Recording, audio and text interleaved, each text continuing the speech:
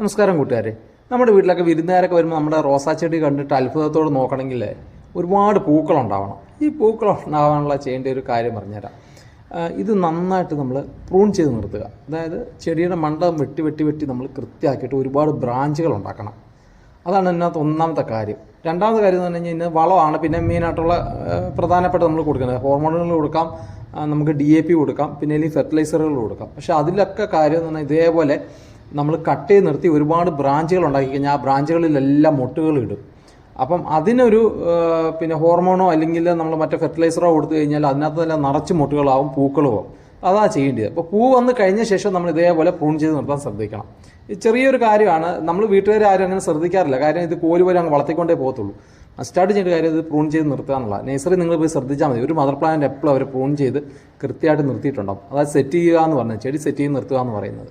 നിങ്ങൾ അങ്ങനെ ഒന്ന് ട്രൈ ചെയ്ത് നോക്കുക കേട്ടോ. അപ്പോൾ നമ്മുടെ ചാനൽ ഒന്ന് സപ്പോർട്ട് ചെയ്യണം. ഇതുപോലുള്ള ടിപ്പുകളുമായിട്ട് അടുത്ത ദിവസം നമുക്ക് വീണ്ടും കാണാം. അതുവരെ നന്ദി.